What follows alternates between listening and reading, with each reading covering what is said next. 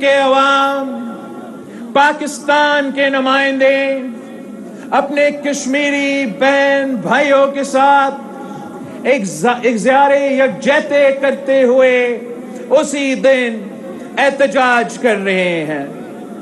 میں شکر گزار ہوں ان تمام جماعتوں کا اور مختلف صوبوں کے نمائندوں کا جو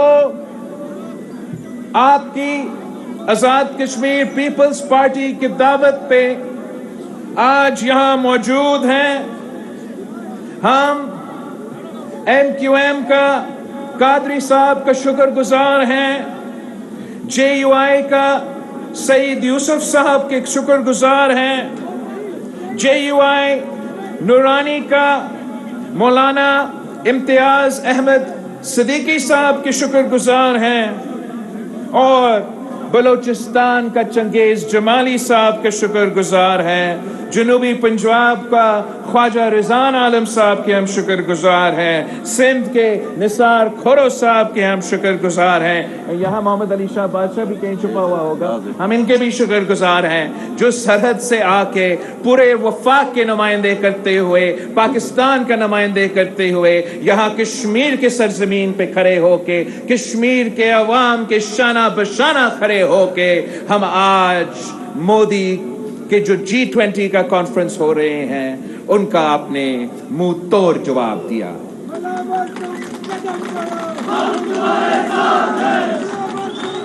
ساتھیوں،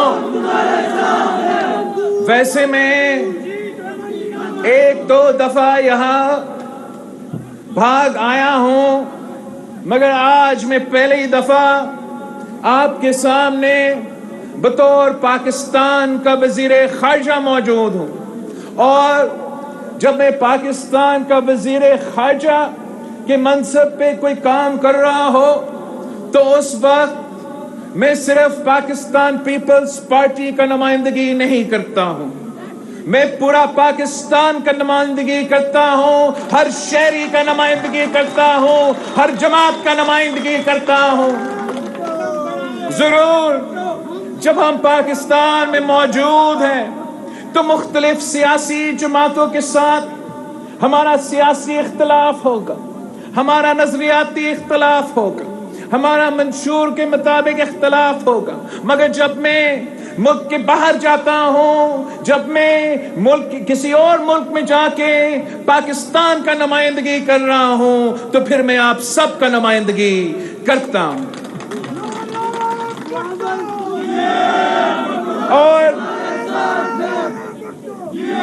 اب میں 1 سال سے زیادہ جو ہے اس منصب پہ اور اس وزارت کو سنبھال رہا ہوں، اور ایسا کوئی ٹرپ نہیں ہوا ہے، کوئی ملاقات نہیں ہوا ہے، ایسا کسی دوسرا ملک کا اگر میں صدر سے ملتا ہوں، اگر میں وزیر اعظم سے ملتا ہوں، اگر میں وزیر خارجہ سے ملتا ہوں تو پاکستان کا بات کرنے سے پہلے میں کشمیر کا بات کرتا ہوں۔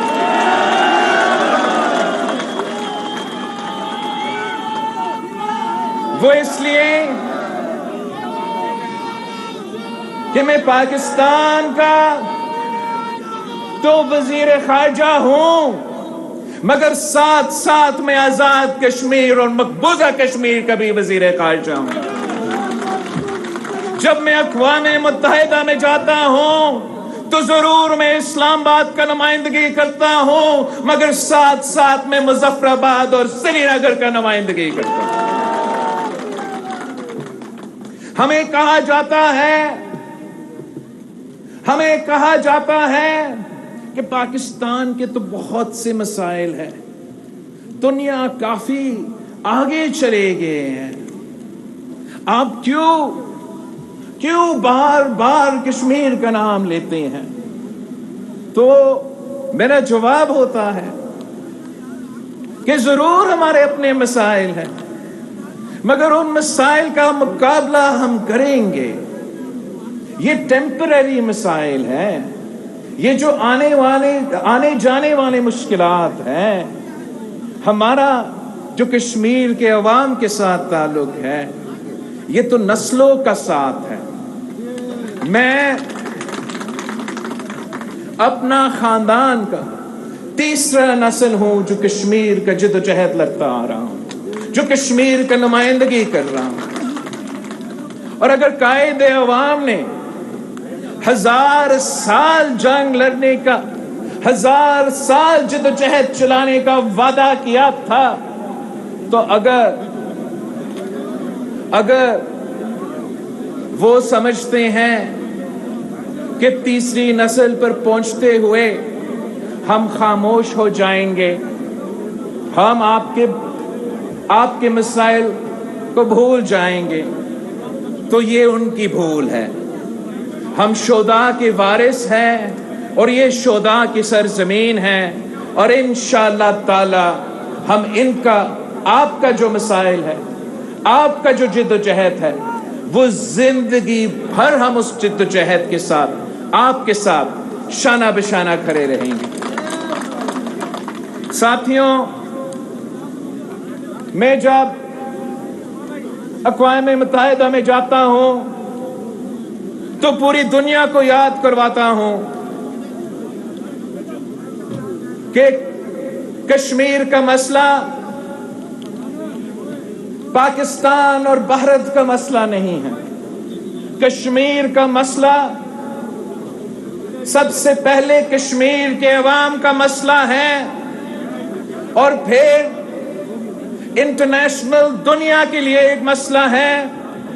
اور وہ اس لیے کہ اسی اقوام متحدہ کی قراردادوں کی وجہ سے پوری دنیا تسلیم کر چکی ہے کہ کشمیر کا مسئلہ انٹرنیشنل مسئلہ ہے، ڈسپیوٹڈ ٹیریٹری ہے، اور جب تک رائے شماری مکمل نہیں ہوگا، جب تک کشمیر کے عوام اپنے قسمت کے فیصلے خود نہیں لیں گے، تب تک یہ مسئلہ حل نہیں ہو سکتا.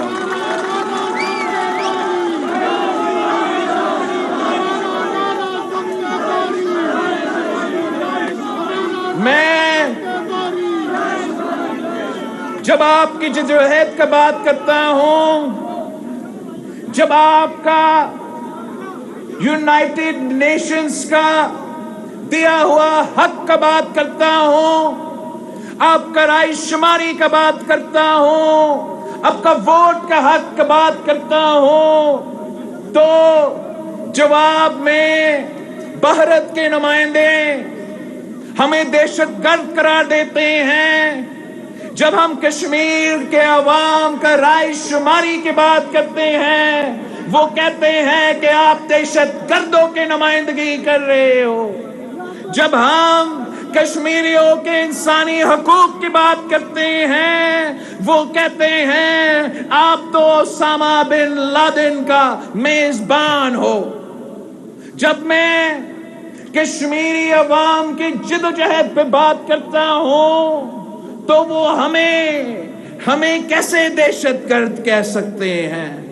ہم تو دہشت گردوں سے متاثر ہوئے ہیں، ہم شہیدوں کے خاندان سے تعلق رکھے ہیں. اسی بھاگ کے 2 جیالے 18 اکتوبر کے جو بم دھماکہ تھا، جو کارساز پہ دہشت گردی کا واقعہ تھا، اس دہشت گردی میں شہید ہوئے تھے.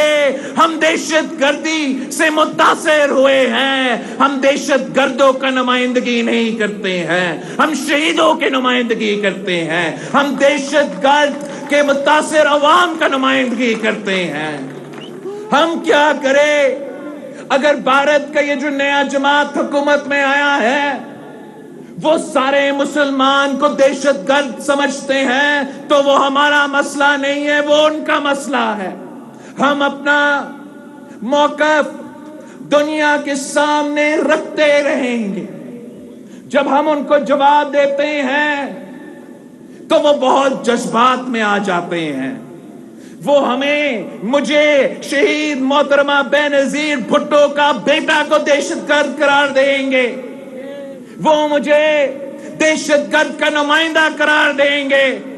اور پھر رونا دھونا شروع ہو جاتے ہیں جب میں قاتل کو قاتل قرار دیتا ہوں، جب میں قصائی کو قصائی قرار دیتا ہوں تو ان کا اعتراض ہے۔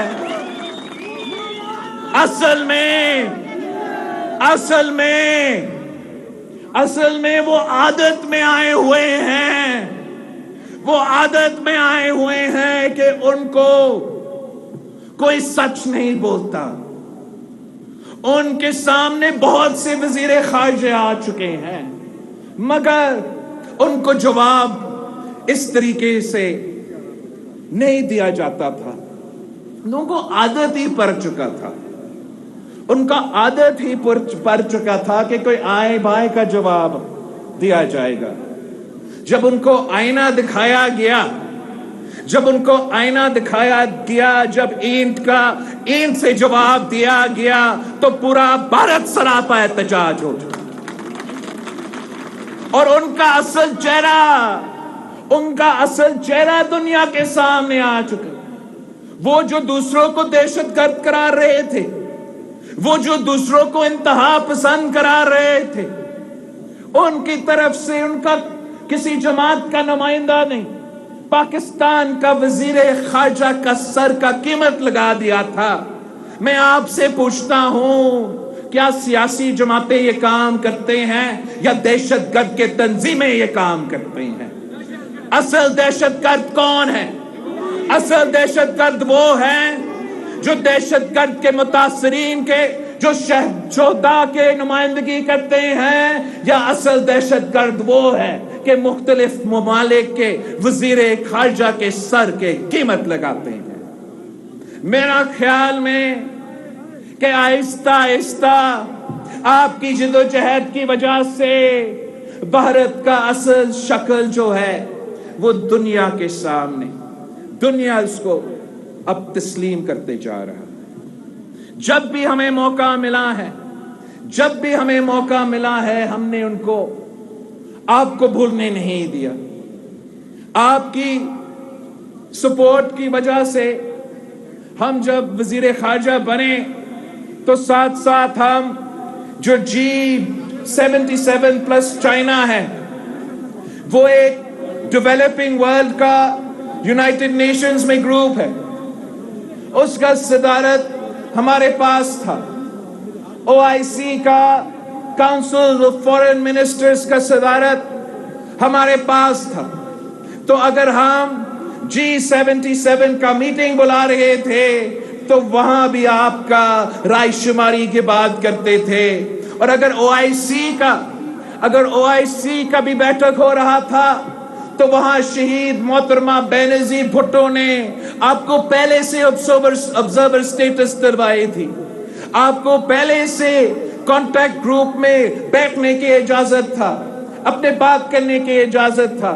مگر جب میں آپ کا وزیر خارجہ بنا اور میں نے دیکھا کہ بیرسٹر سلطان جو ہے آپ کا صدر اس وقت، وہ بھی اس پلیٹ فارم پہ موجود تھا، تو کانٹیکٹ گروپ کے ساتھ ساتھ جو پورا OIC کا فارن منسٹرز کا بیٹھک ہے، جہاں پورا مسلم دنیا کا نمائندگی کیا جاتا ہے، جہاں پوری دنیا کے وزرائے خارجہ اپنا قوم کا موقف سامنے رکھتے ہیں، تو وہاں میں نے آخری تقریر جو آپ کا صدر کشمیر کا اصل نمائندہ کا تقریر، وہ OIC کا کانفرنس کا کنکلوژن اس سے کروایا تھا۔ یہ آپ کا کامیابی ہے۔ اور حال ہی میں یہ فیصلہ لیا گیا کہ بھارت میں گوا میں SCO کا کانفرنس چل رہا ہے، اور یہ فیصلہ کیا گیا کہ ویسے تو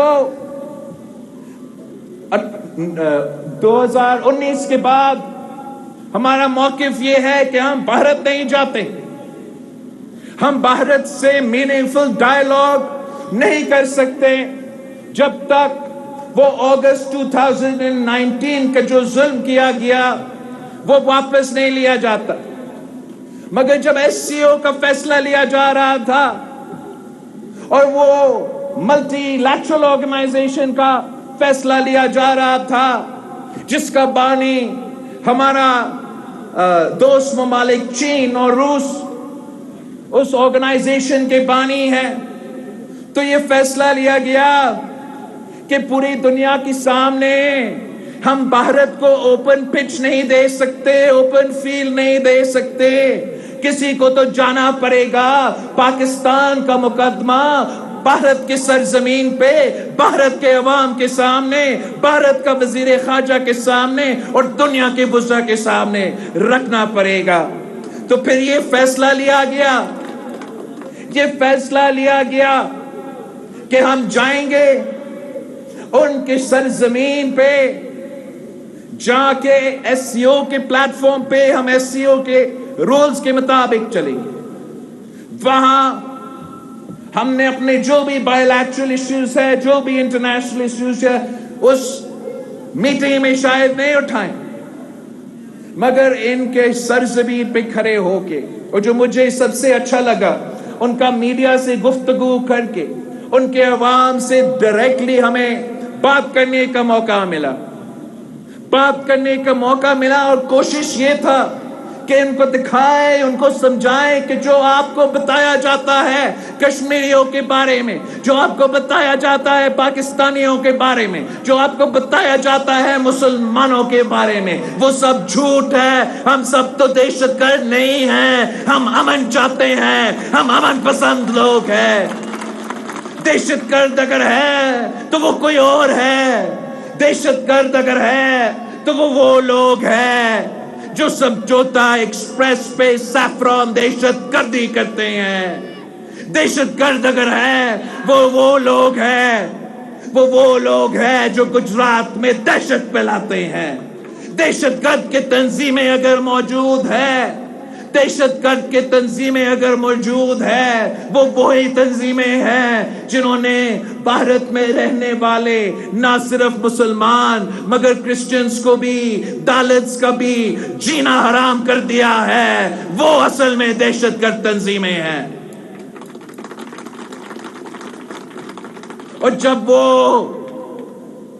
वो अपना दहशतगर्दी छोड़ देंगे, अपना इंतहा पसंदी छोड़ देंगे, इस फलसफा से पीछे हटेंगे कि तमाम मुसलमान दहशतगर्दी हैं, जब वो अपना मौकिफ से पीछे हटेंगे, जो मकबूजा कश्मीर का स्टेटस तब्दील किया गया 2019 में, जब उस मौकिफ से पीछे हटेंगे तो हम जो पुरअमन लोग हैं उनसे बातचीत भी करने के लिए तैयार है, अमन के लिए बातचीत करने के लिए तैयार है, तमाम मसाइल का हल करवाने के लिए बातचीत करने के लिए तैयार है। हम तो चाहते हैं कि कश्मीर की तरक्की हो, हम तो चाहते हैं कि कश्मीर का फायदा हो, हम तो चाहते हैं कि मुआशी फायदा आपका हो। ये कौन होते हैं टूरिज्म का वर्कशॉप करवाना श्रीनगर में? अगर आपने टूरिज्म करवाना है तो करवाए, मगर कश्मीरियों का हक है कि वो खुद अपना खून पसीना का जो मेहनत है उसका फल कश्मीरी अवाम को खुद खाना चाहिए। उसका फायदा दिल्ली को क्यों दिया जाए? जब 90,000 फौज मौजूद है तो वहां टूरिज्म किस चीज का किया जाएगा? जब आधा मकबूजा कश्मीर जेल में है तो आप किस चीज का टूरिज्म करवाएंगे? टूरिज्म करवाना है तो रायशुमारी करवा दो। एतराज क्या है? रायशुमारी होगा, कश्मीर के अवाम अपने फैसले करेंगे, अपनी किस्मत का फैसले करेंगे। और जो उन्होंने फिर रायशुमारी के बाद जितने भी कश्मीर के अपना हुकूमत ने जितने उन्होंने G20 का टूरिज्म का कॉन्फ्रेंसेस रखने हैं, हम खुद उधर जाएंगे। मगर उससे पहले जब ये मकबूजा टेरिटरी है, जब ये इंटरनेशनली डिस्प्यूटेड टेरिटरी है, तो ये कश्मीर के अवाम के साथ धोखा ना किया जाए। अगर अमन में कोई रुकावट है तो मोदी सरकार रुकावट है। اگر دہشت گردی کا مسئلہ حل کرنے میں کوئی رکاوٹ ہے تو مودی سرکار وہ رکاوٹ ہے. اگر اس پورا ریجن کا معاشی ترقی کے سامنے کوئی رکاوٹ ہے تو وہ مودی سرکار رکاوٹ ہے. انشاءاللہ تعالی آپ اپنا جدوجہد میں کامیاب ہوں گے. انشاءاللہ تعالی آپ کی جدوجہد ظالموں کو مجبور کریں گے. جب وہ مجبور ہوں گے تو دنیا کی کوئی طاقت آپ کو اپنا حق سے محروم نہیں رکھ سکتی. وہ دن دور نہیں،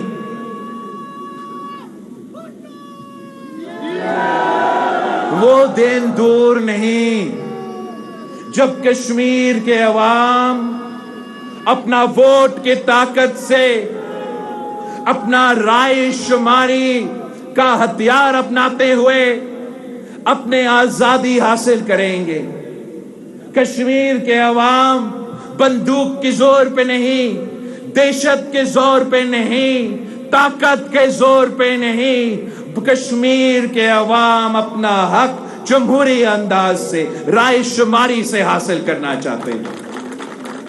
اور وہ جو ملک جو اپنے آپ کو دنیا کے سب سے بڑا جمہوریت کہلواتا ہے، وہ جو ملک سینہ تان کر جگہ جگہ پہنچ رہا ہے اور کہہ رہے ہیں کہ وہ سپر پاور ہے، اگر وہ اتنا سپر پاور ہے تو کشمیر کے عوام سے کیوں ڈرتے ہیں؟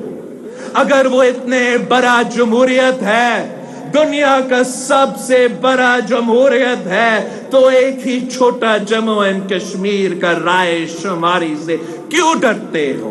کیوں بھاگ رہے ہو؟ 70 سال ہو چکے ہیں، ہمارا ایک ہی مطالبہ ہے، ہمارا ایک ہی نعرہ ہے. میرا نعرہ، آپ کا نعرہ، رائے شماری، رائے شماری. میرا نعرہ، آپ کا نعرہ، کشمیر کا نعرہ، رائے شماری، رائے شماری. اور یہ نعرہ وہ جو تمام ممالک ہیں، وہ جو تمام مہمان ہیں اس وقت سری نگر میں موجود ہیں، ان کے لیے یہ ٹورزم کا جو تماشا لگا ہوا ہے، میں ان کو بتانا چاہوں گا کہ اگر وہ سننا چاہے تو ہر کشمیری کے دل میں یہی آواز ہے، یہی مطالبہ ہے.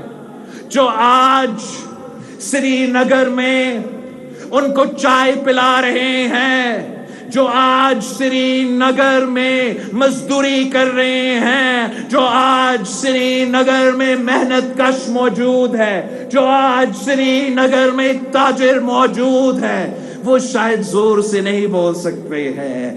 آپ نے اتنا خوف تو پھیلایا ہوا ہے، مگر اگر آپ ذرا آرام سے سن لیں، ذرا آپ کوشش کریں تو آپ کو ضرور یہی نعرہ ہوگا جو ان کا نعرہ ہے، جو ہمارا نعرہ ہے، جو ان کا مطالبہ ہے، جو ہم سب کا مطالبہ ہے کہ بس رائے شماری کر کے دکھائے.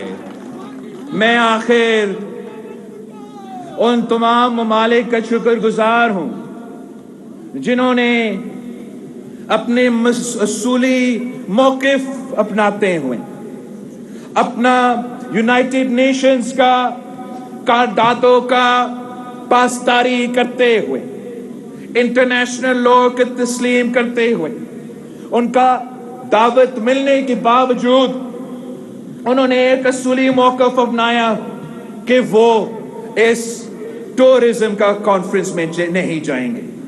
جب میں بھارت گیا تھا SCO کے لیے، مجھ سے پوچھا گیا کہ آپ کیا کریں گے، تو میں نے صرف اتنا ہی کہا تھا کہ آپ دیکھ لیں، جتنا لوگ یہ امید رکھ رہے ہیں کہ آئیں گے اتنے تو نہیں آئیں گے.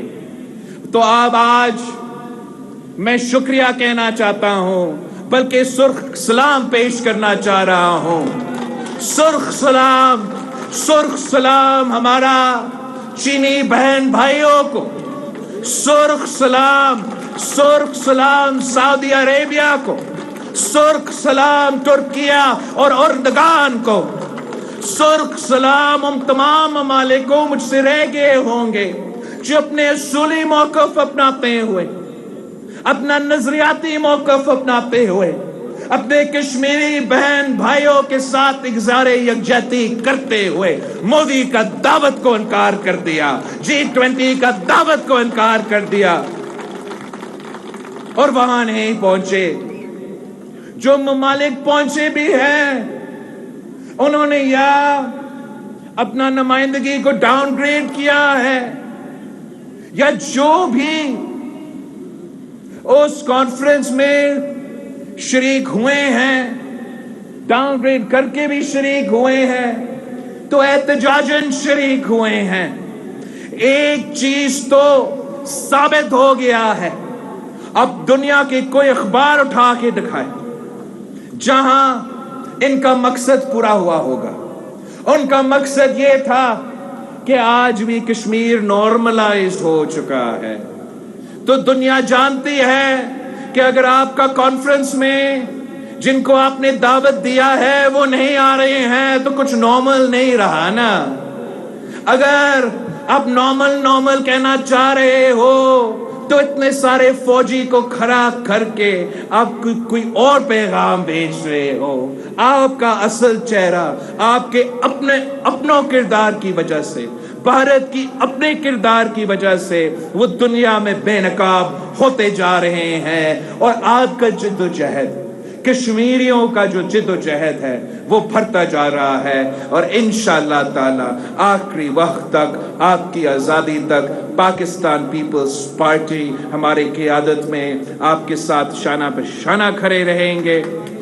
میں اپنا نوجوان ساتھی، اپنا بھائی ضیاء قمر کا شکر گزار ہوں کہ انہوں نے یہ سوچا، اسلام آباد آ کے پاکستان پیپلز پارٹی کی تنظیم کے ساتھ ہمیں دعوت دی کہ اس طرف اگر مقبوضہ کشمیر میں مودی ظلم کر رہا ہے تو اس طرف پاکستان پیپلز پارٹی احتجاج رکھنا چاہ رہا ہے۔ میں ساتھ ساتھ تمام سیاسی جماعتوں جو یہاں موجود ہے لیکن جو پارلیمان کے اندر ہے، پہلی دفعہ پاکستان کی تاریخ میں کوئی وزیر خارجہ نے آپ کا لیجسلیٹو اسمبلی سے خطاب کروایا، اور میں ان تمام سیاسی جماعتوں کا شکر گزار ہوں، آزاد کشمیر کا تحریک انصاف کا بھی شکر گزار ہوں، جموں اینڈ کشمیر پیپلز پارٹی کا شکر گزار ہوں، مسلم کانفرنس کا بھی شکر گزار ہوں، نون لیگ کا سابق وزیر اعظم کا بھی شکر گزار ہوں، اور اوبیسلی اپنا جماعت کا تو خاص طور پہ میں شکر گزار ہوں۔ مگر جو پیغام دیا گیا پوری دنیا کو کہ آپس میں جو بھی ہمارا اختلاف ہوگا، جب کشمیر کا مسئلہ ہوگا تو پورا پاکستان ایک صفحہ میں کھڑے ہوں گے، جب کشمیر کا بات ہوگا، تب کشمیر کی بات ہوگا تو پاکستان کی تمام سیاسی جماعتیں ایک پیج پہ ہیں۔ میں ایک بار پھر آپ سب کا شکر گزار ہوں، اور انشاءاللہ تعالی جلد ہی ضیاء بھائی مجھے ایک بار پھر بھاگ دعوت دیا جائے گا۔ Thank you.